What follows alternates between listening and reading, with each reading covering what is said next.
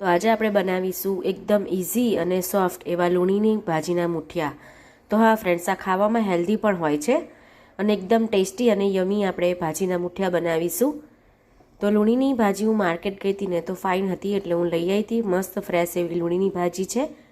તો ફ્રેશ લૂણીની ભાજી હશે ને તો મુઠિયા બહુ ફાઇન થશે. તો મેં લૂણીની ભાજીને સુધારી દીધી છે. હવે હું રફલી કટ કરીશ. કિચન સીઝર છે મારી સાથે, એનાથી હું રફલી કટ કરીશ. તો આ ભાજીને છે ને સુધારતા બહુ ટાઈમ લાગે છે, એટલે આપણે સાંજે કરવાના હોય તો આગલે દિવસથી કાં તો સવારે કરવાની. તો રફલી કટ કરી લીધી છે મેં. હવે આપણે વોશ કરી લઈશું. તો વોશ મેં કરી લીધી છે ભાજીને. હવે આપણે એક વાસણમાં મૂકી દઈશું. તો ભાજી એડ કર્યા પછી આપણે 2 કપ કનકી કોરમાનો એટલે કે ઢોકળા હાંડવાનો લોટ આવે છે એ, સાથે 1 કપ ઘઉંનો જાડો લોટ એટલે કે જે લાડવા માટેનો લોટ આવે છે ને કકરો, એ લીધો છે. હવે દહીં એડ કરીશું ખાટું. તો મુઠિયામાં ગળપણ અને ખટાશ આગળ પડતું હોય ને તો બહુ ફાઇન મુઠિયા લાગશે. સાથે થોડી એવી હળદર, ગરમ મસાલો, ધાણા જીરું, સાથે એકદમ થોડું એવું મરચું, સાથે અજમો એડ કરીશું. સાથે લસણની પેસ્ટ એડ કરીશું. તો તમારે લસણ ના ખાતા હોય તો સ્કીપ પણ કરવાનું, કરી શકો છો તમે. સાથે લીલા મરચાંની પેસ્ટ એડ કરી છે. સાથે મીઠું એડ કરીશું ટેસ્ટ પ્રમાણે. સાથે સુગર એડ કરીશું. સાથે ઓઇલ 2 થી 3 ચમચી એડ કરીશું અને થોડોક જ એવો ઈનો, એકદમ ચપટી એવો. બધું સરસ મિક્સ કરી દેવાનું છે.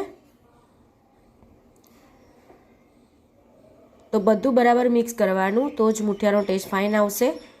પ્રોપરલી મિક્સ બધું થઈ જવું જોઈએ.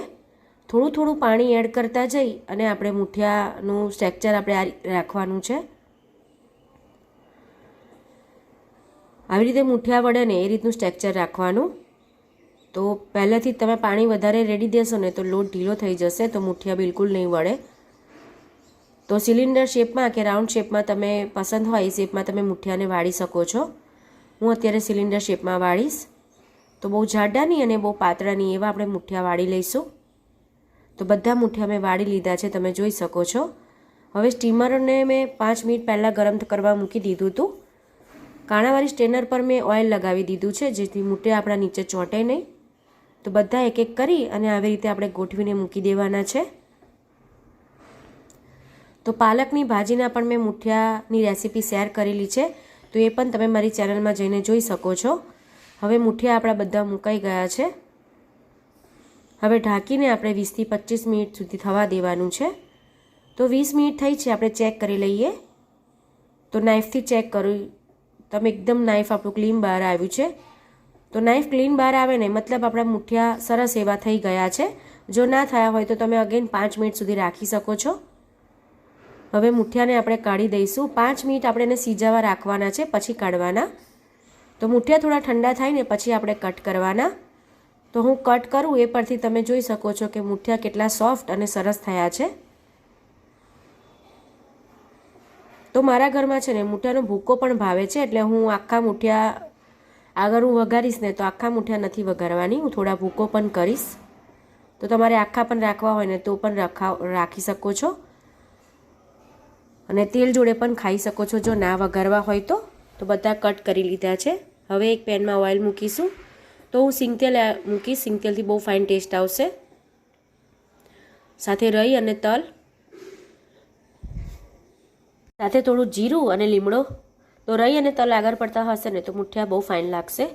હવે મુઠિયા એડ કરી દઈશું. બીજું કશું જ આમાં એડ નથી કરવાનું, બધું આપણે મુઠિયાના લોટમાં એડ કર્યું હતું.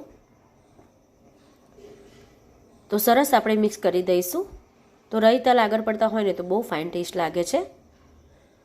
તો મેં તમને કીધું એ પ્રમાણે તમારે આવી રીતે વઘારવા ના હોય ને તો તમે તેલ જોડે એકલા પણ ખાઈ શકો છો, બહુ ફાઇન લાગે છે. અને સિંગતેલમાં વઘારવાથી એનો ટેસ્ટ બમણો થઈ જાય છે. તો સર્વ કરી લીધા છે મુઠિયા આપણા રેડી છે, તમે જોઈ શકો છો. એકદમ યમી અને ટેસ્ટી. જો તમે આ રીતે મારી રીતે એક વખત જરૂરથી મુઠિયા બનાવવાનો ટ્રાય કરજો. ઘરમાં બધાને જ બહુ ભાવશે અને ટેસ્ટમાં બહુ ફાઇન થશે. તો જોઈ શકો છો તમે લુક્સમાં. તો ફ્રેન્ડ્સ, મારી રેસિપીઝ ગમતી હોય તો મારી ચેનલને લાઇક, શેર અને સબસ્ક્રાઈબ જરૂરથી કરી લેજો. સાથે બાજુમાં રહેલું બેલ આઇકન બટન પણ પ્રેસ કરી લેજો, જેથી સૌથી પહેલાં નોટિફિકેશન તમને મળે. Thank you for watching friends. Thank you so much. Thank you.